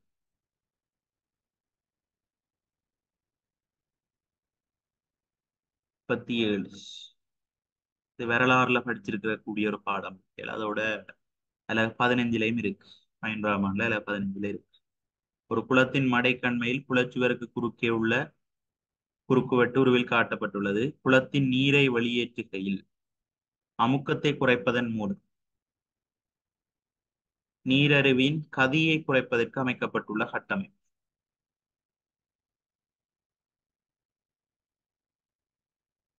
கலிங்கர் தொட்டி 3வது விடை. அடுத்தது, ஒரு காட்டில் மரங்களை வெட்டிய பின்னர் நடைபெறும் சில செயற்பாடுகள் கீழே தரப்பட்டுள்ளன. அவற்றில் வளிமண்டலத்தில் உள்ள கார்பன் சதவீதம் குறுகிய காலத்தில் உயர்வதற்கு அதிக அளவில் பங்களிப்பு செய்வது. அப்பிரதேசத்தில் காய்கறிகளை பயிரிடுதல் இது வராது. வெட்டிய பகுதிகளை இயற்கையாக பிரிகி அடைய விடுதல் இதுவும் வராது. மரப்பகுதிகளை கட்டட அமைப்புகளுக்கு பயன்படுத்தல் இதுவும் தாக்கம் குறைவாத்தான் இருக்கும். வெட்டிய பகுதிகளை எரித்தல். எரித்தல் என்று சொல்லிக்க கார்பன் என்ன அதிக அளவில் பொருத்தமானது நான். அடுத்த 39 அழியும் அச்சுறுத்தலுக்கு உட்பட்ட தாவரங்களையும் விலங்குகளையும் விற்பனை செய்தல் தொடர்பான ஒழுங்கு விதிகள் இடம்பெறும் உடன்படிக்கை தொடர்பாக ஒரு மாநாட்டை 2019 மே ஜூன் மாதங்களில் இலங்கையில் நடத்துவதற்கு உத்தேசிக்கப்பட்டுள்ளது. அந்த உடன்படிக்கைக்கு வழங்கும் பெயர். இது வந்து 2018 நடந்த பேப்பர் என்றபடியா அடுத்த வருஷம் அந்த ஒரு விஷயத்தை மையப்படுத்தி ஒரு கேள்வி வந்திருக்கு. அப்ப அதுக்கு பொருத்தமான விடை சைட்ஸ். சரியா? மூன்றாவது அழியும் அச்சுறுத்தலுக்கு உட்பட்ட தாவரங்களையும் விலங்குகளையும் விற்பனை செய்தல் தொடர்பான ஒழுங்கு விதிகள் இடம்பெறும் உடன்படிக்கை. அது தொடர்பான மாநாடு. அந்த உடன்படிக்கைக்கு வழங்குற பெயர் வந்து சைட்ஸ்.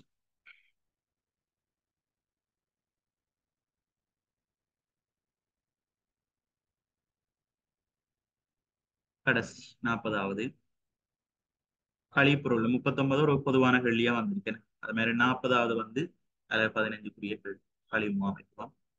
கழிப்பொருட்களை அல்லது சக்தியை முகாமிக்கையில் பயன்படுத்தப்படும் கோட்பாடுகளில் இழிவளவாக்கல் என்றால் குறைக்கிறது, பயன்பாட்டை குறைக்கிறது, ரெடியூஸ்.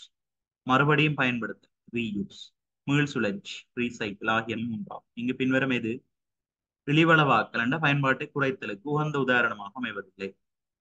முதலாவது பாருங்க, தேவையற்ற மின்மூல்களை அணைத்து விடு. இது இழிவளவாக்கல். சரி. பரிமாறிய எல்லா உணவுகளையும்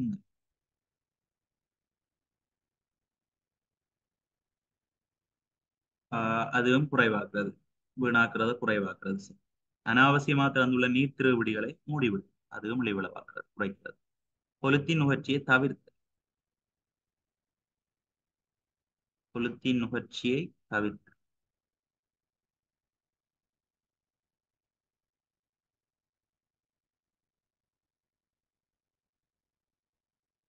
ரைட். இங்க எல்லாம் பாருங்க, எல்லாம் குறைக்கிற செயற்பாடு எல்லாம் காட்டப்பட்டு இது முற்றாக தவிர்க்கிறதுக்குள்ள வந்துடும். ஆகவே எது பொருத்தமான உகந்த உதாரணமாக அமையாதுன்ற 4வது. சரியா?